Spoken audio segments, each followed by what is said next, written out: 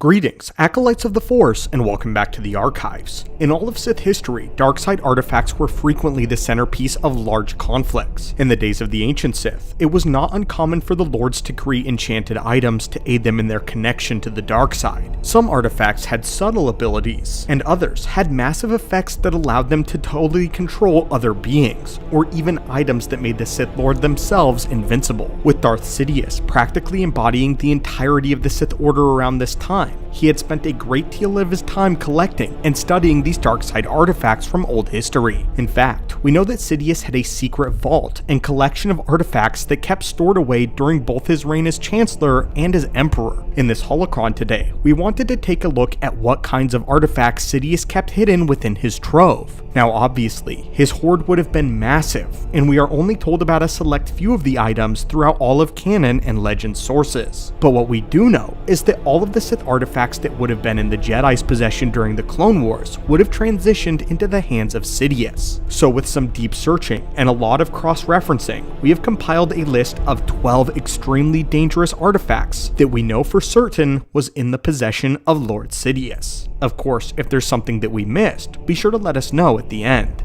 Now, let us begin. To start, we know that Sidious had many holocrons. Now by the time of the Clone Wars, holocrons were actually extremely rare. Jedi holocrons were far more plentiful, and even though they were thought of as priceless artifacts, Sith holocrons on the other hand were invaluable, and only a handful of them existed anymore, especially holocrons that were passed down to the Rule of Two, and those within the Jedi's Forbidden Vault. We know distinctly of 7 Sith holocrons that Palpatine would have owned as Emperor, the first and most important of which was the Telos holocron. For those of you who know the Great Holocron, the Telos holocron was the Sith equivalent. The Great Holocron was one unlike any other. It was massive, and shaped as a dodecahedron. The holocron contained the collaborative knowledge of many of the most prominent Jedi who had ever lived. In the same way, the Telos holocron was an object which held knowledge and power of several very important Sith in history, including Sidious, and it would be Sidious that would eventually become the gatekeeper of a holocron all his own. The exact contents of the holocron are very obscure, and we don't exactly know who created it at all, but we do know that it is exceptionally old, so much so that Ajunta Pao was one of the earliest contributors, as he gave his full account of the 100-Year Darkness and the conquest of the Sith worlds. The Telos holocron would fall into the hands of the Brotherhood of Darkness and Lord Quarus, and would leave an entry detailing what the Sith Code meant to him and the Sith Code itself. Darth Bane would later make an entry in the Telos holocron as well, while also logging in the contents of Darth Revan's holocron, one that Bane destroyed after he had used it. Speaking of Bane, Sidious also had his personal holocron as well, which was an heirloom passed down through all the generations of the Rule of Two Sith. According to Sidious, it was the only holocron that the Rule of Two Sith actually had to adhere to. However, Sidious did also have the holocrons of Naga Sadow, Freed and Nad, and Sorza Sin. It is likely that all of these holocrons mostly contain knowledge pertaining to Sith alchemy and sorcery, which was the main motif of the 3 of them.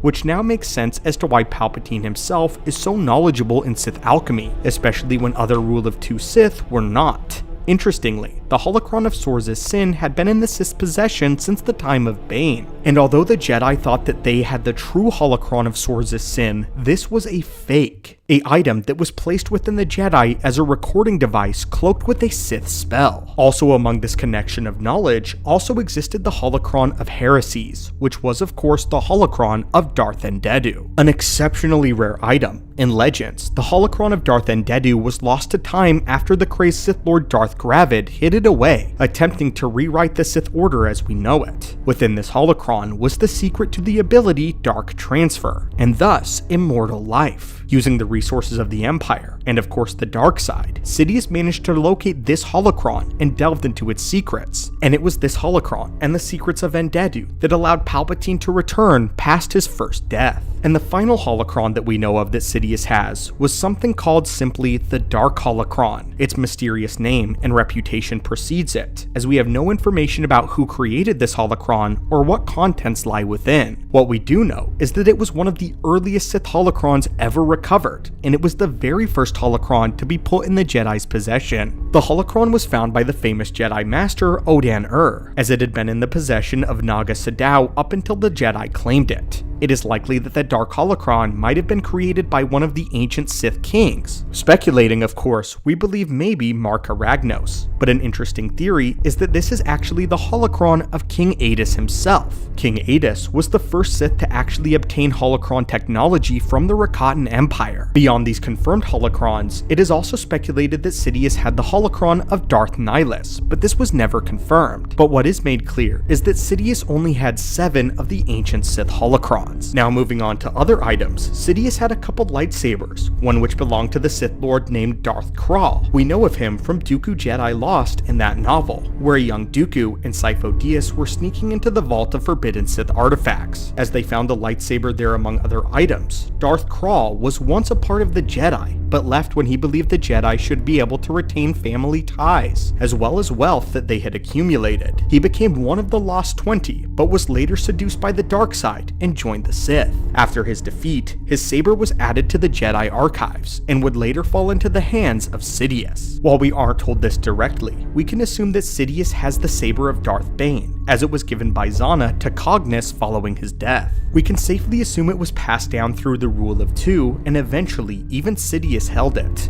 And finally, Sidious had the lightsaber of Exar Kun, the very first double-bladed lightsaber ever created. Exar Kun's lightsaber also once belonged in the Jedi archives, along with Exar Kun's own Sith amulet. But the amulet wasn't the only one that Sidious had in his collection, and we know that he also had the amulet of Lord Khan. Lord Khan, who if you remember was the leader of the Brotherhood of Darkness, and owned an amulet that was said to be indestructible, or at least had indestructible qualities. Sidious would decide to integrate the amulet of Lord Khan into Vader's right glove, which made this glove completely invincible up to the elbow at least. Darth Sidious would also own a myriad of crystals and gems as well. One of these was the Great Crystal of Anatonai. The crystal was said to be of grave importance to Sidious, as well as the Sith that came before him. But what's ironic about this is none of them actually wrote down or discovered what the crystal actually did. However, we can make speculations based on where it was kept, as Palpatine hid it in his surgical reconstruction chamber. It was kept safe and well hidden by medical droids of all things, which may imply that the crystal had some sort of life-giving or life-sustaining property. I would like to imagine that it was perhaps this crystal that allowed Sidious to preserve Vader's life while he was reconstructing him on Coruscant. And finally, we come to the last 2 objects which we know for sure were in Palpatine's grand collection, which were 2 masks. The masks of Darth Mammon and the mask of Viceroy Exim Panchard. The mask of Mammon is one that is more widely known about, as it was featured in one of the canon Vader comics from 2017. Darth Mammon was an insane Sith Lord and inventor that was known for creating dark side power machines and architecture. He would be stopped in his time by a team of Jedi, but before he died, he bound his soul to his helmet, which he had never removed, and therefore his spirit lived on through it. Sidious had gifted the mask of Mammon to Vader at one point, and the mask enticed an Imperial officer to put it on. The officer then became a vessel for the spirit of Mammon, who promised Vader that he could build a castle on a darkside nexus known as Mustafar, hoping that the darkside energy would be channeled through the castle itself in an attempt to resurrect Padme.